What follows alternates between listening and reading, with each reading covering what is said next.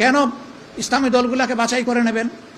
দেখেন, এই 5 তারিখের পরে দেশে পরিবর্তন আসার পরে কোথাও কি দেখেছেন বা শুনেছেন যে ইসলামী দলের কেউ চাঁদাবাজিতে লিপ্ত হয়েছে? কোথাও গিয়ে কোনো জায়গা দখল করে তারা সেখানে কর্তৃত্ব কায়েম করেছে? কারো বাসায় গিয়ে অবৈধ সাইনবোর্ড লাগিয়েছে? লাগায় নাই। কারো মায়ের উপর, বোনের উপর তারা হাত তুলেছে, চোখ তুলেছে, খবর পেয়েছেন? নাই। কেন নাই? কারণ এই আল্লাহওয়ালা লোকগুলা কোরআনকে অন্তরে ধারণ করে এবং আল্লাহকে ভয় করে। তারা বিশ্বাস করে আমার কলমের জুড়ে, আমার গায়ের জুড়ে, আমার অর্থের জুড়ে আমি যদি কারো উপর জুলুম করি, দুনিয়ার কেউ দেখুক না দেখুক, আমার আল্লাহ আমাকে দেখছেন এবং এই ব্যাপারে আল্লাহর দরবারে আমাকে বিচারের মুখোমুখি হতে হবে। সেই বিচারে কোনো অবৈধ প্রভাব কেউ খাটাতে পারবে না। তার বিচার সম্পূর্ণ বাস্তব, সত্যনিষ্ঠ, নিরপেক্ষ, পূর্ণাঙ্গ। একটা মানুষ দুনিয়া এমনও আছে একাধিক খুন করে, 10, 15, 20টা খুন পর্যন্ত করে। আপনি খুনের শাস্তি ফাঁসি, কয়বার আপনি তাকে ফাঁসি দিবেন? একবারের বেশি পারবেন না। কিন্তু আল্লাহর দরবারে সেই শাস্তি আছে।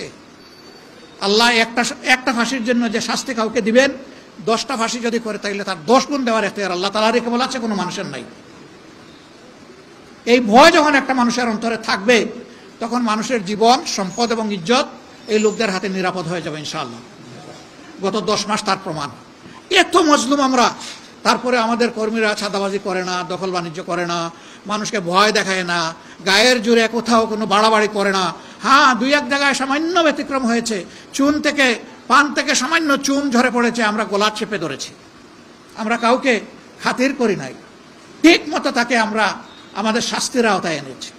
এরপরে কোথাও কোথাও আমরা আইন শৃঙ্খলা বাহিনীর হাতে তুলে দিয়েছি। এরপরে তার পক্ষে আমাদের কথা শুনে ওখানে গিয়েছে, তার পক্ষে আবার আইনি লড়াই করে তার বেরও করে নিয়ে এসেছে। কারণ সে যেহেতু আমার আনুগত্য করেছে, কথা শুনেছে, এখন অপরাধের তার বিচার হবে, বেইল সে পেতেই পারে। কিন্তু তাই বলে তার পক্ষে অবৈধভাবে গিয়ে দাঁড়ায় যে আমার কর্মী নিষ্পাপ, নিরপরাধ, অপরাধীকে নিরপরাধ সার্টিফিকেট দেওয়ার এই দায়িত্ব জামাত ইসলামী নেয় না। তার ঠিক উল্টা চিত্র দেখি কারো কারো ব্যাপারে।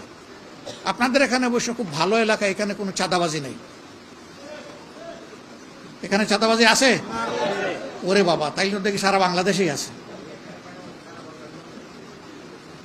দোয়া করেন এমন একটা শাসন যেন আল্লাহ তাআলা আমাদের হাতে দেন, যে শাসন দেশ যারা চালাবেন তারা নিজে চাঁদাবাজি করবেন না, আর যারা চাঁদাবাজি করে তাদের হালাল রুজির ব্যবস্থা করে দিবেন, যাতে তাদের চাঁদাবাজির প্রয়োজন না হয়। তাদেরও তো বাঁচতে হবে না? আমরা ইনশাআল্লাহ তাদেরকে সম্মানজনক জায়গা করে দিব ইনশাআল্লাহ। এর আগ পর্যন্ত আমাদের আল্লাহ যা সম্পদ দিয়েছেন ভাগাভাগি করে খাবো, আর হাত ধরে বলবো, ভাই তুই চাঁদাবাজি করিস না। যদি আমাদের কথা শুনিস তাহলে তুই আমার ভাই, আর যদি না শুনিস তাইলে ভাই আমি তোর সামনে দাঁড়ায় যাবো, তোকে চাঁদাবাজি করতে দেবো না। ব্যবসায়ীরা অতিষ্ঠ, বলে আগে 1 গাঁটে দিলে হয়তো এখন 5 গাঁটে দেওয়া লাগে। ডিগ্রি আগের চেয়ে বেড়ে গেছে। আমরা ব্যবসায়ীদেরকে বলেছি আপনারা আপনাদের দায়িত্ব পালন করেন, আল্লাহ সুযোগ দিলে আমরা ইনশাআল্লাহ আমাদের দায়িত্ব পালন করব।